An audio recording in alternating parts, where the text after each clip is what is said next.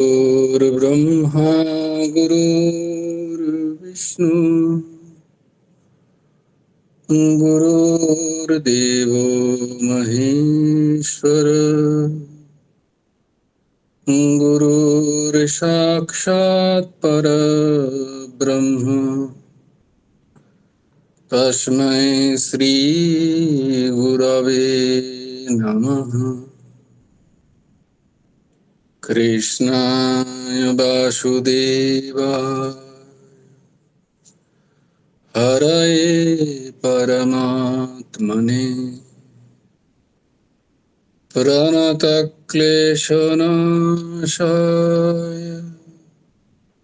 गोविन्दाय नमो नमः। कृष्णाय वासुदेवाय देवकी नन्दनाय च नन्दगोपकुमाराय गोविन्दाय नमो नमः। वसुदेवं सुतं देवं कंसचाणूरमर्दनं देवकी परमानन्दं कृष्णं वन्दे जगद्गुरुम्। নবকুমার চতুষ্পাঠীর আর একটা অধ্যায় তোমাদের স্বাগত। আমরা যে শ্লোকগুলো করছিলাম আগে সেগুলো খুব তাড়াতাড়ি একবার করে নি। ধর্মক্ষেত্রে কুরুক্ষেত্রে সমবেতায়ুৎসব মামকাः পাণ্ডবশ্চৈব কিম অকুর্বত সঞ্জয়। यत्र योगेश्वरः कृष्णो यत्र पार्थो धनुर्धरः तत्र श्रीर्विजयो भूतिर्ध्रुवा नीतिर्मतिर्मम। यदा यदा हि धर्मस्य ग्लानिर्भवति भारत अभ्युत्थानमधर्मस्य तदात्मानं सृजाम्यहम्। परित्राणाय साधूनां विनाशाय च दुष्कृतं धर्म संस्थापनार्थाय संभवामि युगे युगे। कर्मण्येवाधिकारस्ते मा फलेषु कदाचन मा कर्मफलहेतुर्भूमा ते सङ्गस्त्व कर्मणि। योगस्थः कुरु कर्माणि सङ्गं त्यक्त्वा धनञ्जय सिद्ध्या सिद्धो समो भूत्वा समत्वं योग उच्यते।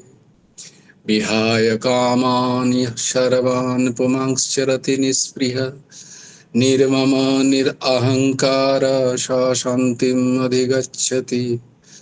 त्वमेव शरणं गच्छ सर्वभावेन भारत तत्प्रसादात् परं शान्तिं स्थानं प्राप्स्यसि शाश्वतम्। तद्विद्धि प्रणिपातेन परिप्रश्नेन सेवया उपदिक्षन्ति ते ज्ञानं ज्ञानिनः तत्त्वदर्शिनः। श्रद्धावान् लभते ज्ञानं तत्परः संयतीन्द्रिय ज्ञानं लब्धा परां शान्तिम् अचिरेणाधिगच्छति। कर्मणदोषोऽपहतो स्वभावो पृच्छामि तां धर्मसम्मूढचेताः यः श्रेयस्यन्निश्चितं ब्रूहि तन्मे शिष्यस्तेऽहं साधिमां त्वां प्रपन्नम्। सर्वधर्मान् परित्यज्य मामेकं शरणं व्रज अहं त्वां सर्वपापेभ्यो मोक्षयिष्यामि मा शुचः। चञ्चलं हि मनः कृष्ण प्रमाथि बलवदृढं तस्याहं निग्रहं मन्ये वायुरिवोषु दुष्करम्। असंशयं महाबाहो मनो दुर्निग्रहं चलम् अभ्यासेन तो कौन्तेय वैराग्येण च गृह्यते पत्रं पुष्पं फलं तोयं यो मे भक्ता प्रयच्छति तदहं भक्त्युपरहितस्नामि प्रयतात्मनः यत्करोषि यदस्नासि यज्जुहोषि ददासि यत्तपस्यसि कौन्तेय तत्कुरुष्व मदर्पणम्।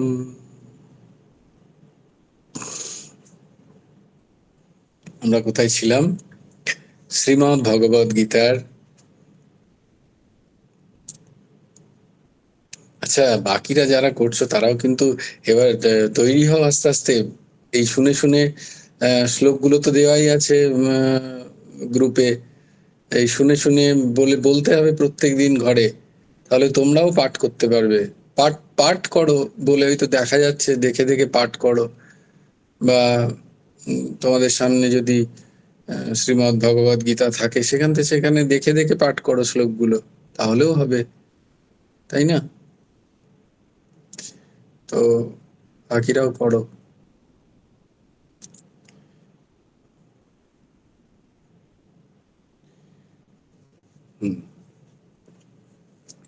তো আমরা ছিলাম শ্রীমদ্ ভগবদ গীতার 10ম অধ্যায়ের কত নম্বর শ্লোক করেছি কালকে? 34 নম্বর।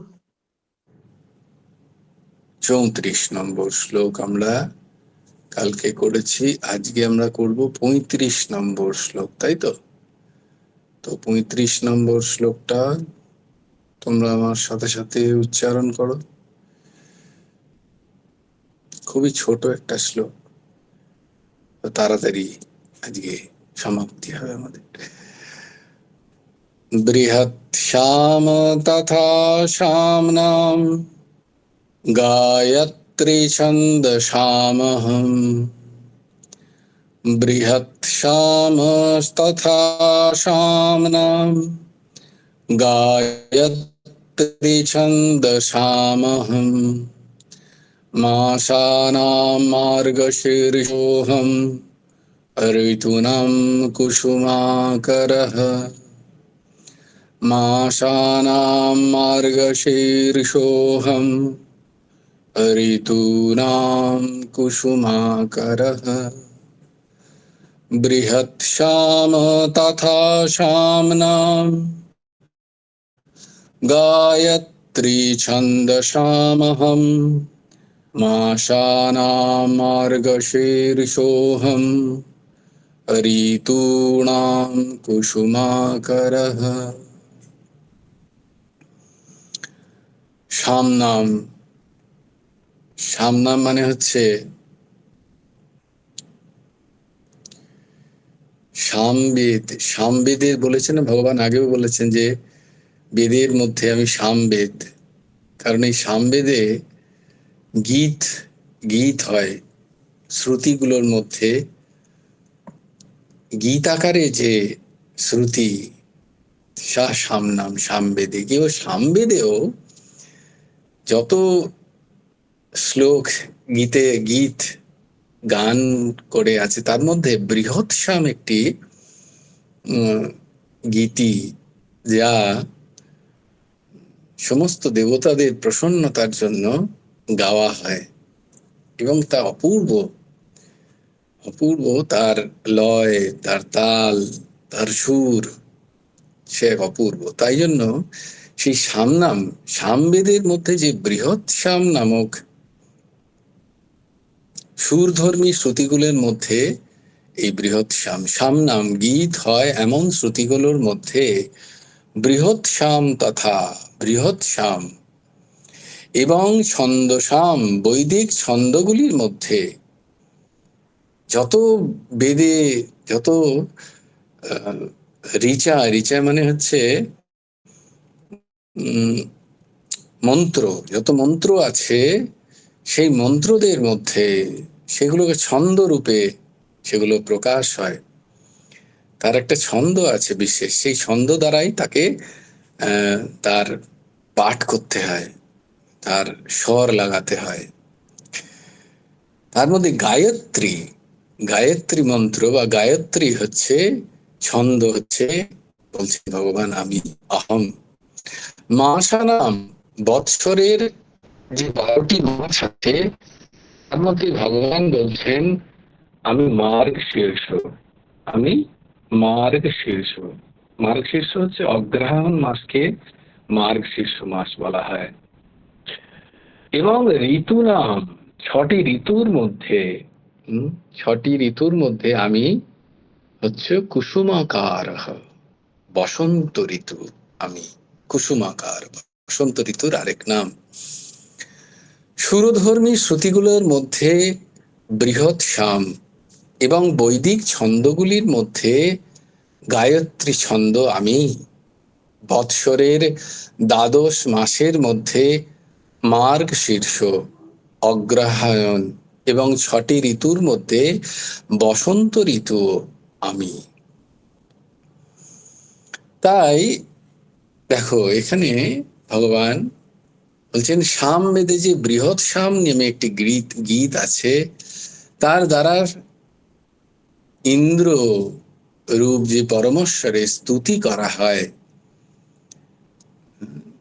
দেবতাদের যিনি রাজা, সেই সামবেদে এই গীত শ্রেষ্ঠ হওয়ায় ভগবানকে তার নিজের বিভূতি বলছেন।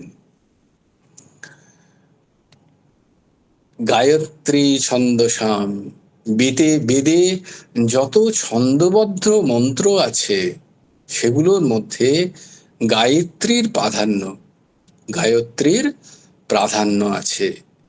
একে বলা হয় বেদ জননী। গায়ত্রী মাতাকে, গায়ত্রী ওই মন্ত্রকে বেদ জননীও বলা হয়, কারণ এর থেকেই বেদ প্রকটিত হয়েছে। স্মৃতি এবং শাস্ত্রে গায়ত্রীর অশেষ মহিমা বর্ণন করা আছে। গায়ত্রী মন্ত্রের, গায়ত্রী মন্ত্রের স্বরূপ, প্রার্থনা ও ধ্যান তিনটি পরমাত্মার উদ্দেশ্যে হওয়ায় এটির সাহায্যে পরমাত্ম তত্ত্ব প্রাপ্তি হয়। ভগবান সেই জন্য গায়ত্রীকে তাঁর বিভূতি বলেছেন। কিন্তু সাবধান, গায়ত্রী মন্ত্র গায়ত্রী মন্ত্র কিন্তু সবার পাঠযোগ্য নয়, এটা কিন্তু আমাদের মাথায় রাখতে হবে। এখন তো গায়ত্রী মন্ত্র লোকে টিপে চালিয়ে দিচ্ছে, বাইরে চলছে, এটা কিন্তু একেবারেই শাস্ত্রোচিত নয়, একেবারেই নয়। গায়ত্রী মন্ত্র বিনা স্নান করে, বিনা যজ্ঞোপবীত ধারণ করে গায়ত্রী মন্ত্র উচ্চারণই করতে নেই। এমনকি সে যদি ব্রাহ্মণ কুলের কোনো পুরুষ শরীর হয়, তারও যদি দেহে যজ্ঞোপবীত না থাকে, পৈতে না থাকে, তারও গায়ত্রী মন্ত্র উচ্চারণ করার অধিকার নেই। বাকিদের তো নেই। তাই খুব সাবধান। যদি কোথাও কখনো গায়ত্রী মন্ত্র, আজকাল ওই ছোট চিপ টেপ গুলো আসে, কেউ কেউ চালিয়ে দেয়, ঘরের মধ্যে গায়ত্রী মন্ত্র চলছে। না না, অত্যন্ত গোপনীয় একটি মন্ত্র এবং সবার শ্রবণেরও অধিকার নেই, সবার উচ্চারণেরও অধিকার নেই। আর এইভাবে কে কি বলছেন আমি জানি না, অনেকেই আজকাল কারণ যত সরলীকরণ করে দিচ্ছেন, কিন্তু গায়ত্রী মন্ত্রের এরকম বিধি আছে, নিয়ম আছে, সেটাকে মানার চেষ্টা করবে তোমরা। এই দাসের কথা যদি তোমাদের মানতে হয়, তো গায়ত্রী মন্ত্র যদি কখনো কোথাও হয়, তোমার যদি সম্ভব হয় তাকে অনুরোধ করে বলবে না না গায়ত্রী মন্ত্র চালিও না। আমি শুনেছি যে গায়ত্রী মন্ত্র এরকম ভাবে চালাতে নেই, তার থেকে ভগবানের নাম চালাও, হরি নাম চালাও, রাম নাম শোনো, কৃষ্ণ নাম শোনো, কোনো নাম শোনো, ভজন শোনো কোনো ভালো। গায়ত্রী মন্ত্র শোনার অনেক জায়গায় গায়ত্রী মন্ত্র করেন, অনেক মহারিষিরাও পড়ছেন, কিন্তু গায়ত্রী মন্ত্রের মধ্যে এটা আছে। কারণ গায়ত্রী মন্ত্রতে শুরুতেও প্রণব আছে, শেষেও প্রণব আছে। শুরুতেও প্রণব আছে, প্রণব দিয়ে শুরু হয়। প্রণব, তারপরে ভূর ভুবস্বঃ তৎসবিতুঃ বরেণ্যম ভার্গো দেবস্যঃ ধীমহি ধিয়ো য়ো ন প্রচোদয়াৎ, তারপরে আবার প্রণব। তো এই জন্য গায়ত্রী মন্ত্র, বস্তুত গায়ত্রী মন্ত্রের যে মানে, সে মানে অসাধারণ। যে মূল তত্ত্ব সেটা তো খুবই সুন্দর। এই জগতের সৃষ্টিকারী যিনি, আমি তার, শুধু এই জগতের নয়, এই সমস্ত বিশ্ব ব্রহ্মাণ্ডের যিনি সৃষ্টিকারী, আমি তার শরণ নিচ্ছি, এরকম। তো তাই জন্য বলছে এর মধ্যে এই স্বরূপ বর্ণনাও আছে। ভগবানের স্বরূপ বর্ণনা, পরব্রহ্মের প্রার্থনা আছে যে প্রসন্ন হও, তোমার স্মরণ নিচ্ছি, ধ্যান আছে সেখানে। কিন্তু এটা বেশিরভাগ ক্ষেত্রে মন্ত্রের আজকাল আর সেই শক্তি আমরা উপলব্ধি করি না। কেন? কারণ সেটা প্রকাশ হয়ে যায় বলে, প্রকাশ হয়ে যায়। এমনকি বলা হয় যে গুরু মন্ত্র, যে মন্ত্র আমাদের কানে দেন গুরুদেব, যেমন গায়ত্রী মন্ত্র যখন যজ্ঞোপবীত হয়, পৈতে হয়, যখন কোনো যাদের, তাদের কানে পুরোহিত মশাই গায়ত্রী মন্ত্র বলিয়ে তাদেরকে দীক্ষা দেন। ওটাও একটা দীক্ষার কার্য। তো সেই গায়ত্রী মন্ত্র দেখো কানে কানে বলে, নাহলে তো সামনেই বলতে পারতো, সবার সামনে।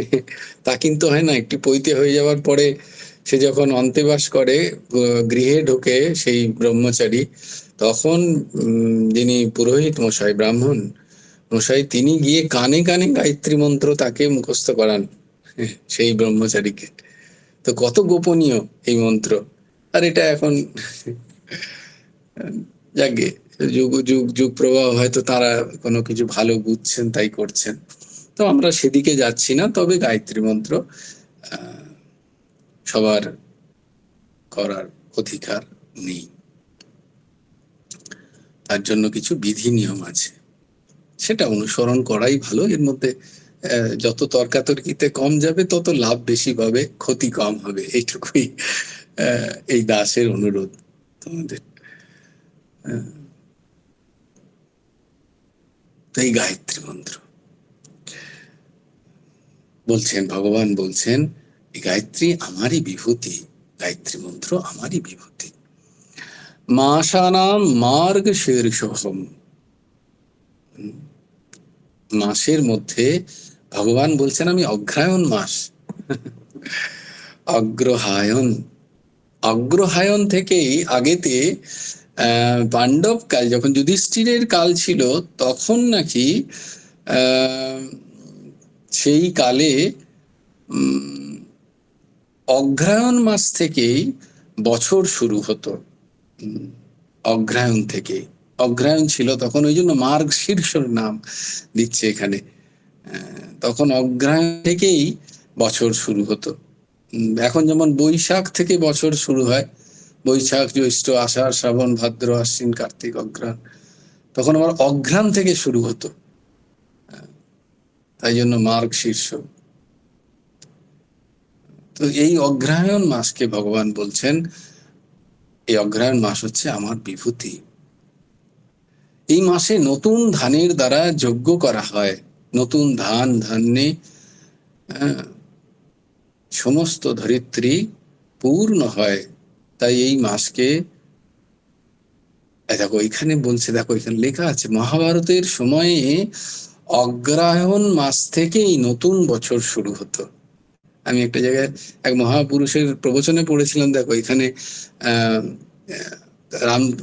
রামসুখদাসজি মহারাজ, পরম পূজ্য রামসুখদাসজি মহারাজ, তার যে সাধক সঞ্জীবনী গ্রন্থেও কিন্তু তিনি লিখছেন যে মহাভারতের সময়ে অগ্রহায়ণ মাস থেকেই নতুন বছর শুরু হতো। কারণ অগ্রহায়ণ মাসে নবান্ন হয়। অঘ্রাণেরই নূতন ধান্যে হইবে নবান্ন, একক কৃষ্ণ বিনে সকলই বিপন্ন। আমাদের ঠাকুরের লেখা 12 মাসিতে আছে অগ্রহায়ণ। অগ্রহায়ণের নতুন ধান্যে হইবে নবান্ন, একক কৃষ্ণ বিনে সকলই বিপন্ন। তো এই অগ্রহায়ণ মাস থেকেই নতুন বছর শুরু হতো। পরবর্তীকালে সেটার পরিবর্তন হয়। তো এই যে বিলক্ষণ এর জন্য, এই যে এত সুন্দর একটি মাস, এত সুন্দর সেই সময়কার পরিবেশও থাকে, বিভিন্ন খুবই সুন্দর পরিবেশ। আর বাঙালিদের জন্য তো সব থেকে ভালো পরিবেশ হচ্ছে খেজুরের গুড় পাওয়া যায় এই সময়। তাতে বিভিন্ন মিষ্টান্ন, পায়েস আদি তৈরি হয়। তাই অগ্রহায়ণ মাসের কত মাহাত্ম্য। নবান্ন হয়, কি ভালো লাগে খেতে। হালকা হালকা শীত থাকে, অপূর্ব অগ্রহায়ণ মাস। তো দেখো, মার্গ শীর্ষ অর্থাৎ অগ্রহায়ণ মাসকে তিনি তার বিভূতি বলে বর্ণনা করছেন। আর কি বলছেন? Someone wants to join this call.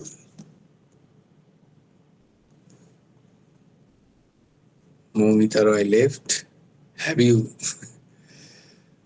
অর্ঘ বাবা, তুমি কি জয়েন করেছো? হ্যাঁ, বলে রাখি, হ্যাঁ, জয়গুরু দাস। এখানে নেটের খুব সমস্যা হচ্ছে বলে জয়েন করতে পারছিলাম না এতক্ষণ। জাল চাই ঠিকঠাক, নাহলে ধরা যাচ্ছে না। আচ্ছা, বলে রাখি, কেউ যদি হাত তোলে আমি কিন্তু দেখতে পাচ্ছি না, কারণ মোবাইলে যেহেতু ক্লাস করছি। তোমরা যদি আমি না দেখতে পাই, তোমরা কিন্তু কি বলে স্পিকার অন করে জিজ্ঞেস করো, তাহলে স্পিকার অন করলেই কিন্তু আবার আমার স্ক্রিনে চলে আসবে। তো পম্পামা হাত উঠিয়েছে। কি পম্পামা, কি বলছো বলো? হ্যাঁ, জয়গুরু আদেশেন দাদা, বলছি যে তুমি গায়ত্রী মন্ত্র বিষয়ে যে কথাগুলি বললে, মানে মানে আমি তো সম্পূর্ণভাবে বিশ্বাস করি, মানে অবিশ্বাসের কোনো কথাই নেই এখানে। কিন্তু মানে ঘরের বাইরেই দেখি সন্ধে হলে গায়ত্রী মন্ত্র লাগিয়ে দিচ্ছে ওই টেপের মধ্যে, যেটা বলছিলে। আর সকালবেলা থেকে দেখছি যে মানে বাচ্চাদেরকে কোলে নিয়ে বাইরে মানে উঠানের মধ্যে ওইরকম মেয়েরা গায়ত্রী মন্ত্র বলছে। এবারে আমি তো জানি এগুলো করতে নেই, কিন্তু আমি যে তাদেরকে বলবো কাউকে, তা আমার তো মানে আমি তো বললে হবে না যে আমার দাদা বলেছে যে এরকম করতে নেই, সেটা তো ওরা শুনবে না না। মানে তাদেরকে কাউকে বলতে গেলে মানে উপযুক্ত মানে কিভাবে মানে তাদেরকে বলবো আর কি, সেটাই জানতে চাইছিলাম তোমার কাছে। আচ্ছা, ঠিক আছে, আমি তোমাকে দু একটা ভিডিও পাঠাবো, তাদেরকে শুনিও। সেই ভিডিও ইউটিউবে আছে। তাদেরকে বলো যে দেখো, এরকম প্রামাণিক যারা, প্রামাণিক শাস্ত্রের জ্ঞাতা যারা, তারা বলছেন। এবং সেখানে যদি তাদেরকে আবার কেউ বলে থাকেন কথাটা, তারা যদি মনমানি করে, তাহলে তখন তাদের বলো, মানে তারা মন থেকে হয়তো তাদের ভেবেছে গায়ত্রী মন্ত্র শুনলে ভালো হয়, কেউ বলেছে, সেটা শুনছেন। তখন প্রামাণিক কারুর কথা তাদেরকে শুনিও। কোথাও লেখা থাকলে যদি আমি পাই, আমি তোমাকে দেবো, তুই ওদেরকে শোনাবি। তো এবার ওদের যদি কেউ বলে থাকে, তো তার সম্বন্ধে তুই কিন্তু কোনো রকম বিরূপ কথা বলবি না। কোনো তুই যখন জানিস গুরু কৃপাতে তাদেরকে, তাদের ভালোর জন্য তোর একবার বলা দরকার, তুই বলবি। এবং তারা যদি না শোনে বা তারা যদি কোনো বিপরীত তর্ক যায়, কোনো রকম বাগ বিতণ্ডায় যাবে না কখনো কারুর সাথে। সময় নষ্ট করবে না নিজের। নিজের সময় খুব কিমতি। ওকে প্রণাম জানিয়ে, হ্যাঁ তুমি ঠিক বলেছো। তো ঠিক আছে, তুমি তোমার পথে চলো, আমি আমার পথে চলি। আজকেই আজকেই এই খানিকক্ষণ আগে একটা সুন্দর ভজন, আমি জানতাম না যে ওটা ভজন, কবিরজির একটা ভজন, না কুছ লেনা না কুছ দেনা, মগন রহনা। এটা বলতেন বিনোদ বাবা, না কুছ দেনা না কুছ লেনা, মগন রহনা। আমি ভাবতাম উনি বোধহয় এমনি বলতেন, না এটা কবিরজির ভজন একটা। আচ্ছা, তাহলে এইখান থেকে উনি বলতেন। এটা দারুণ ভজন। তো না কুছ লেনা না কুছ দেনা, मगन रहना, तुम अपने धुन में मगन रहो, নাম নাম রেতে রহো, যেগুলো যেগুলো বলা যাচ্ছে সেগুলো সেগুলো শ্রবণ করো, যেগুলো গুরুদেবের কথা সেগুলো আমরা আমাদের পথকে আমরা অনুসরণ করব। হ্যাঁ, কেউ যদি করে, আমার কথা হচ্ছে তাকে অবোধ ভেবে, বাচ্চা, ছোট বাচ্চা ভেবে আমি তাকে একবার বলতে যাব। যদি সে না শোনে, আমি কি তার পেছনে পেছনে দৌড়বো? না, দৌড়বো না। সেখান থেকে প্রণাম করে আমি চলে আসবো। এটার উদাহরণস্বরূপ হচ্ছে, যেমন ধরো কোনো পিপিলিকা, তার পাখা উঠেছে, তো তুই ধর আগুন জ্বালিয়ে বসে আছিস, তো কোনো পিপিলিকা এলো সেখানে ঝাঁপ দেবে বলে, আত্মহত্যা করবে, তুই কি করবি? তোর স্বাভাবিক নাম করতে করতে মন দ্রবীভূত হয়েছে বলে তাকে বাঁচাবি, তাকে বাঁচিয়ে আটকাবি, বাঁচাবি কোনো রকমে, কিন্তু সে বারবার আসছে, বাঁচাবি। এবার খানিকক্ষণ পরে দেখলো যে না, এখানে তো আত্মহত্যা করা যাবে না, সে উড়ে চলে গিয়ে অন্য কোনো আগুনে যদি ঝাঁপ দিতে চায়, তখন তো তুই তার পেছু পেছু দৌড়বি না। তোর সামনে যে আগুন আছে সেখান থেকে তুই তাকে বাঁচাবি। তাহলে কি পিপিলিকার পেছনে দৌড়বি? এই আবার কোথাও আত্মহত্যা করতে যাচ্ছে, আমি না না। তো যার যেমন কর্ম সে তেমন ভুগবে, সেটা কিভাবে ভুগবে সেটা সে জানে। তোর যদি সে প্রেমাস্পদ হয়, তোর যদি কথা শোনে, এবং তোর যদি মনে হয় যেটা আমার দায়িত্বের মধ্যে আছে, আমি একবার তাদেরকে বলি। খুব ভালো জিনিস হচ্ছে না বলা কাউকে। উপযাজক হয়ে যত কম বলবি তত ভালো। কেউ জিজ্ঞেস করতে এলো, আমি বললাম ঠিক আছে। হ্যাঁ, উপযাজক হয়ে বলতে গেলেই খুব সমস্যা। উপযাজক হয়ে কত জানিস তো? উপযাজক মানেটা জানিস তো? হ্যাঁ, মানে আগে থেকে গিয়ে বলা। আগে থেকে আমি তার উপকার করতে গেলাম, হবে না, কারণ এটা যুগ প্রবাহ। এখানে সবাই অত্যন্ত জ্ঞানী, সব বেদ, মহাভারত, রামায়ণ সব কণ্ঠস্থ এখানে, বিশেষ করে বাঙালিদের।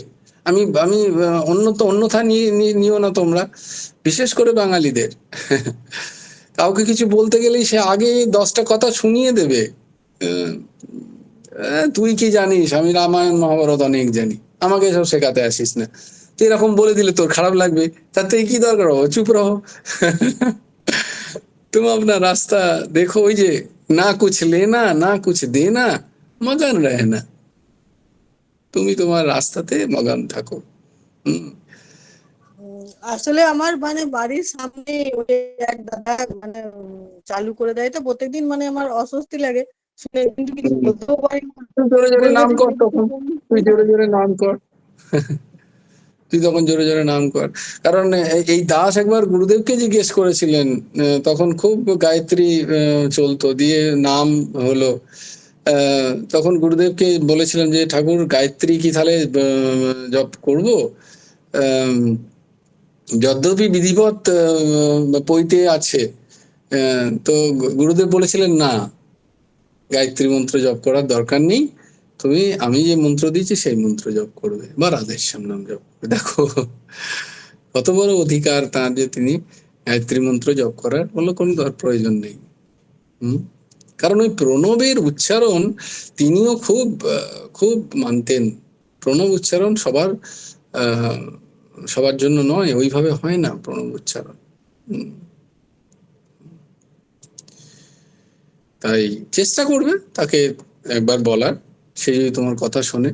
আর এই দাস যদি পায় খুঁজে খাঁজে কোথাও কোনো প্রামাণিক ব্যক্তিদের কথা, আমি কারণ বিভিন্ন জায়গায় শুনেওছি প্রামাণিক ব্যক্তিদের প্রবচনে, তো তাদেরকে শোনানোর চেষ্টা করবে। আবার এমন অনেক সংস্থা আছে এখনকার যুগে, সেটাও বলে দিই তোমাদের, অনেক সংস্থা আছে। গায়ত্রী সংস্থা আছে একটি, তারা ওই রকম সামূহিক গায়ত্রী পাঠ করে। সেখানে মায়েরাও করছে, বাবারাও করছে, সবাই করছে। স্টেডিয়ামে, বিশাল বড় স্টেডিয়ামের আয়োজন করে, সেখানে সবাই হাজার হাজার মানুষ গিয়ে গায়ত্রী পাঠ করে, গায়ত্রী পুরস্চরণ করে। তো সেটাও হচ্ছে। এখন কাকে তুই বারণ করতে যাবি? তো আমাদের কারোর সাথে তো ঝগড়াঝাটির কোনো প্রয়োজন নেই। আমাদের আমাদের পথটা অনুসরণ করা দরকার, বুঝতে পেরেছিস? তো তাই জন্য সে যদি শোনে তাকে একবার শোনাবে, যদি সে তর্ক করতে যায় তাকে প্রণাম জানাবে ভেতর থেকে। হ্যাঁ, তার কথাটাই মেনে নিয়ে মানে সেইখানে দেখাবে, হ্যাঁ আমি তোমারই কথা মেনে নিলাম, তুমি অনেক বেশি জ্ঞানী, হ্যাঁ দিয়ে সেখান থেকে প্রণাম করে চলে আসতে হয়, কারোর সাথে তর্কাতর্কি করতে নেই। তো কোথায় ছিলাম আমি? হ্যাঁ, তো মাসানাম কুসুমাকারঃ। বসন্ত ঋতুতে, বসন্ত ঋতু হচ্ছে সবচেয়ে সুন্দর ঋতু বলা হয়। হ্যাঁ, বর্ষা ছাড়াই সেখানে বৃক্ষলতা আদিতে পত্র পুষ্প শোভিত হয়, সুন্দর সুন্দর বৃক্ষ আদির তার নতুন নতুন পল্লব পত্রা আদি সেখানে বেরোয়, অদ্ভুত এক ঋতু। তো সেই বসন্ত ঋতু, এই ঋতুতে খুব একটা গরমও থাকে না, খুব একটা শীতও থাকে না, তাই ভগবান বসন্ত ঋতুকে তার বিভূতি বলে জানিয়েছেন। এই সব বিভূতিতে যে সমস্ত মহত্ব বিশেষত্ব পরিলক্ষিত হয় তা সবই ভগবানের। তাই এই এই সমস্ত যা কিছু আমি দেখছি, এগুলো যেহেতু ভগবান তার নিজ মুখনিসৃত প্রবচন দ্বারা, বাক্য দ্বারা, শব্দ দ্বারা, উপদেশ দ্বারা, গীতা মাধ্যমে আমাদের বলছেন, তাই এগুলোকে আমাদের বিশ্বাস করে নিয়ে এগুলোর মধ্যে সেই ভগবত চিন্তনকেই আমাদের খোঁজা উচিত। আজকে কন্যা কুসুম মা সন্ধ্যেবেলা বললো যে আজকে কোজাগরি লক্ষ্মী পুজো, তো তুমি কি কিছু বলবে? তো এত এত শর্ট নোটিসে তো বলাও খুব কঠিন। আর সকাল থেকে প্রায় আমি গেছি তখন 9টা সাড়ে 9টায়, এলাম প্রায় 7টার সময় অফিস থেকে। আর খুব চাপ ছিল, আমি তুই আগে বললি না। মেয়েটা বললো কিছু বলবো না, জানি তো না কিছু, খুঁজে বেড়াতে হবে, খুঁজতে হবে, কিছু জানলে তো হবে। তাহলে ঠিক আছে, দেখি খুঁজে পাওয়া যায় কিনা। যেখানে যেখানে খুঁজছি সব জায়গায় দেখছি লক্ষ্মীর পাঁচালী আর লক্ষ্মীর ব্রত কথা। কি করা যায়? একটা তো কোজাগরি, মানে তোমাদের আগেও অনেকবার বলেছি, কজাগরি। হ্যাঁ, কোজাগরির কথাটা, কোজাগরি হচ্ছে একটা সংস্কৃত শব্দ, যেখানে ক জাগরতি এই থেকে আসে, ক জাগরতি। তো ক জাগরি, ক জাগরি মানে কে জাগছো, কারা কারা জাগছো। উত্তিষ্ঠত জাগ্রত প্রাপ্য বরান নিবদত, প্রাপ্য বরান নিবদত। তো কোজাগরি পর্যন্ত তো ঠিক আছে, পেলাম। তাই কোজাগরি, তো শুধু কোজাগরি বললে বলতে বলতে একটা অদ্ভুত ভাব এলো, আমি হয়তো বলতামই না, কিন্তু যেহেতু ওই ভাবটা এলো তাই জন্য বললাম যে দেখো, কন্যা কুসুম মায়ের কৃপায় ভগবান গুরুদেব ওই ভাব জাগালেন। কি অদ্ভুত ভাব না! বলছেন যে এই কোজাগরি পূর্ণিমায়, শরৎ পূর্ণিমায়, এই পূর্ণিমায় যারা রাত্রে জেগে থাকবে, জেগে থেকে মা লক্ষ্মীর উপাসনা করবে, মা লক্ষ্মী তখন নাকি ঘুরতে বেরোন রাত্রিবেলা, দিয়ে দেখেন কে কে উপাসনা করছেন আমার রাত্রিবেলা, তাদেরকে তাদেরকে ধন সামগ্রী দেন, এইরকম মান্যতা। তাই যেন কোজাগরি লক্ষ্মী পুজো হয় একটু সন্ধ্যেবেলা, একটু রাত্রের দিকে। তো কোজাগরি লক্ষ্মী পুজো, তো কজাগরি। তো প্রশ্ন হচ্ছে গিয়ে, এক তো জেগে থাকতে হবে, মা লক্ষ্মীর উপাসনা করতে হবে, আর জেগে থাকতে হবে, আর দ্বিতীয়ত হচ্ছে আমার তাহলে ধন প্রাপ্তি হবে। এই তিনটে জিনিস কোজাগরি। খুব মন দিয়ে শোনো, অপূর্ব একটা ভাব। তো এই দাসের মনে গুরুদেব যে ভাব জাগালেন, যে প্রথমত আমাদের কি ধন চাই, আমাদের কি সম্পত্তি চাই, সেইটা আগে ঠিক করতে হবে আমাদের, তাই না? এখন মা লক্ষ্মী কি দেবেন সেটা ডিপেন্ড করছে, সেটা আমার কাছে মূল্যবান কিনা, বা আমি কোন ধন চাই, আমি কোন সম্পত্তির অধিকারী হতে চাই, সেই বিবেক আমাকে কে দেবে? সেই বিবেক আমাকে সৎসঙ্গ এতদিন ধরে দিয়ে এসছে, যদিও হচ্ছে না, কারণ সৎসঙ্গ আমি ঠিক করে করি না, তাই বিবেক যাচ্ছে না। তো বলছে সৎসঙ্গে আমি শুনেছি একটা ভজন, একটা গান শুনেছি। কি গান? সেই গানে এমন ধনের কথা বলছে, এমন সম্পত্তির কথা বলছে, যে সম্পত্তি যে সম্পত্তি আমাকে যদি পেতে হয় তাহলে আমাকে জাগতে হবে, আমাকে শুয়ে থাকলে হবে না। শুয়ে থাকলে মানে আমি কে? না, এখানে আমার বিবেক। নিত্য অনিত্য বস্তুর জ্ঞানকে বলা হয় বিবেক। যেখানে বিবেক জাগৃত আছে, আমি জাগৃত আছে মানে কি? আমি দেহ নিয়ে জাগৃত আছি, এই জায়গা নয়। এই জায়গা নয়।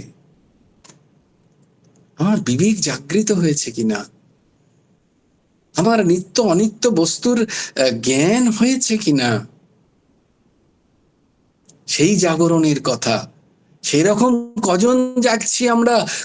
জাগরি, কজন জেগেছ? সেই বিবেক দিয়ে কজন জেগেছ? কারণ যে ধনের কথা তথাকথিত সবাই বলে সে তো ক্ষণভঙ্গুর। মা লক্ষ্মী পেঁচা নিয়ে এসে যে সম্পত্তি তোমায় দেবেন সে তো বেশি দিন নয়, আর সেই সম্পত্তিতে খুব সমস্যা। সেই সম্পত্তিতে অহংকার জন্মায়। সেই সম্পত্তিতে কি হয়? অহংকার জন্মায়।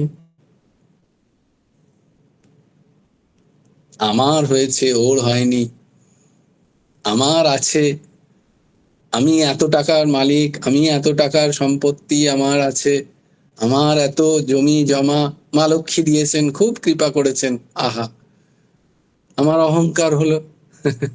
মা লক্ষ্মী বলে, ভা তুই ওই নিয়েই ভুলে থাক,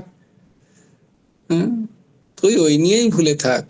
কিন্তু একজন বলছে, না মা, আমি জানি ওই সম্পত্তি তোমার, ওই সম্পত্তি নয়, তুমি তো ওটা বাইরে ধরে রেখেছো, তোমার ভেতরে এক সম্পত্তি আছে, আমার ওই সম্পত্তি চাই।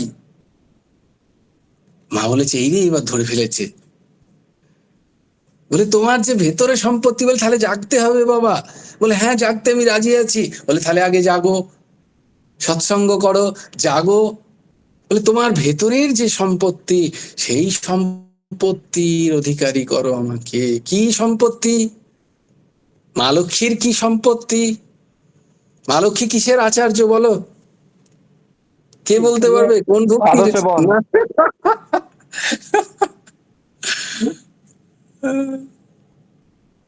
পদসেবন, শরণাগতির আচার্য হচ্ছেন মা লক্ষ্মী। ওইটি হচ্ছে তার সম্পত্তি। বাকি তো এগুলো লোক দেখানো সম্পত্তি। তার আসল সম্পত্তি কি দেখো? তার আসল সম্পত্তি হচ্ছে ভগবান নারায়ণের শ্রী চরণ যুগল। তিনি নিত্য সেবা করছেন, তো সেই চরণ সেবা তো সবাইকে দেন না। সেইটা হচ্ছে মায়ের আসল সম্পত্তি। আর সেই সম্পত্তি যদি পেতে হয় তাহলে জাগরণ চাই। কিসের জাগরণ? বিবেকের জাগরণ। ভেতর থেকে জাগরণ চাই, চিত্তের জাগরণ চাই। তাই বলছে জাগরি। এইরকম জাগরণ যার হবে, সে মা লক্ষ্মীর কাছ থেকে ওই আসল তার পতির পদসেবনের দায়িত্ব, যেটা তিনি কাউকে দিতে চান না, সেই সম্পদ দেবেন আমাদের। এই ভাব এলো, অদ্ভুত একটা, দেখো কি সুন্দর ভাবনা। তো যারা জাগবে, জাগো জাগো। পূর্ণিমার রাত হয়ে যাবে তখন মন, কারণ পূর্ণ, তখন নিজেকে পূর্ণতা প্রাপ্ত করতে পারবে। যেদিন জাগবে সেদিন নিজের হৃদয় পূর্ণিমার চাঁদের মতো প্রস্ফুটিত, উজ্জ্বলিত, স্নিগ্ধ, শান্ত, অথচ আলোময়। এইরকম হবে তখন মা লক্ষ্মী আমাদের তার যে পরম ধন, আমারো ধন রাধা, শ্রী রাধা, শ্রী রাধা, আমারো ধন রাধা, শ্রী রাধা, শ্রী রাধা, আমারো ধন রাধা, রাধা রাধা, রাধা রাধা, রাম ধন রাধা, রাধা রাধা, রাধা রাধা, আমারো ধন রাধা, শ্রী রাধা, শ্রী রাধা, আমারো ধন রাধা, শ্রী রাধা, শ্রী রাধা। এই রাধা কি? ভগবানের পদ রেণুকে নিরন্তর স্মরণ, ভগবানের পদরেণুকে বিনা বিনা ছেদে তৈল ধারাবৎ যে স্মরণ, তাহাই রাধা। রাধাকে উল্টে দাও, হয়ে যায় ধারা। নিরন্তর ভগবানের শ্রীচরণে আশ্রয়, এই হচ্ছে রাধা। এই যে ভাব, এইটির প্রাপ্তি চাই, ওইটা আমার ধন চাই, আমার এইসব আর কোনো ধন চাই না।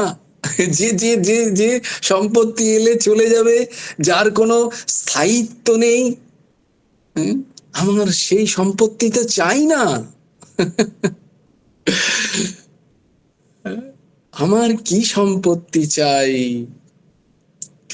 মিরাজি বলছেন, চোর না লুটে খরচ না খুটে, চোর না লুটে খরচ না খুটে, আর দিন দিন বারत सवायो, पायो जी मैंने राम रतन धन पायो, पायो जी मैंने রাম রতন ধন পায়ো।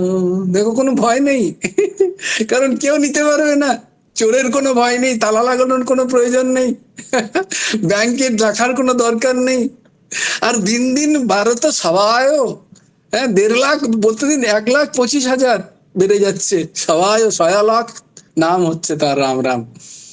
দিন দিন প্রত্যেক দিন আমি কামাতে পারবো, যত খুশি কামাতে পারবে, যেখানে বসে কামাতে পারবে। আর কোনো ভয়ও নেই, আলাদা করে এফডি করতে হবে না, লকার খুলতে হবে না, আলমারি কিনতে হবে না, কোনো ভয় নেই, কিচ্ছু নেই। কারণ চোর না লুটে, আর খরচা বিন্দুমাত্র নেই, কোনো খরচা নেই, লাভই লাভ। দেখো কত সোজা। এই ধন ছেড়ে আমি ওই সব ধনের পেছনে কেন পড়বো? এইটা যে বুঝে গেছে, সে হয়ে গেছে মা লক্ষ্মীর সব থেকে আদরের জন। মা লক্ষ্মী ওইটা খোঁজেন যে কে জেগে আছে, কাকে আমি আমার পরম ধন দিই। আজকে আমার পরম ধন হচ্ছে আমার পতির পদসেবা। সেই পরম ধন দিতে তিনি উগ্রীব হয়ে থাকেন। তিনি এই সমস্ত ধন দেওয়ার জন্য উদ্গ্রীব হন না, তিনি সেই পরম ধন দেওয়ার জন্য মা চান যে কে জেগে আছে। তো এই যে গীতা ক্লাসে যারা যারা করছো, আজকে শুনতে পেলে, তাদের প্রত্যেকের প্রতি কৃপা দৃষ্টি হবে মায়ের। তোরা পাবি, তোরা জেনে গেলি যে, কারণ সবাই তো জানেই না আমরা যে মা কি দিতে চান। মা এইসব ধন দিতে চান না, চান না। মা দিতে চান কি? খোঁজা গড়িতে কে কে জেগে আছো নিরন্তর, এই মনুষ্য শরীর পেয়ে, মনুষ্য জন্ম পেয়ে কার কার বিবেক জাগৃত হয়েছে, সে জেনেছে এই মনুষ্য জন্মে একমাত্র আমার সম্পত্তি হবে, ধন হবে ভগবান নাম, হরি নাম, শ্রী নারায়ণের শ্রীচরণে অনন্য ভক্তি। এইটাই হবে আমার পরম ধন। জয় জয় শ্রী রাধে, জয় জয় শ্রী সীতারাম, হর হর মহাদেব। ভজ গুরু হেমন্ত দেব রাধে শ্যাম, জপ হরে কৃষ্ণ হরে রাম। জয় জয় শ্রী রাধে, জয় জয় শ্রী রাধে, জয় জয় শ্রী রাধে। হরি বল, হরি বল, হরি হরি বল। জয় গুরুদেব, জয় গুরুদেব, জয় গুরুদেব। জয় জয় পরমহংস ঠাকুর শ্রী শ্রী হেমন্ত দেব জিউর জয়। জয় গুরু রাধে শ্যাম, রাধে শ্যাম, রাধে শ্যাম, শ্যাম শ্যাম রাধে রাধে, রাধে কৃষ্ণ, রাধে কৃষ্ণ, কৃষ্ণ কৃষ্ণ রাধে রাধে। জয় গুরু রাধে শ্যাম। সবাই ভালো থেকো, সুন্দর থেকো, সুস্থ থেকো। তোমরাও জাগাও, আর আই দাসকেও একটু জাগিও। তোমাদের সকলের শ্রীচরণে, যেমন দেখো কন্যা কুসুম আজকে জাগালো আমাকে, নাহলে তো ঘুমিয়েই ছিলাম। তেমনি তোমরা এরম ভাবেই আমার প্রতি কৃপা করো, এই অধমের প্রতি। সবাই ভালো থেকো, সুন্দর থেকো, সুস্থ থেকো।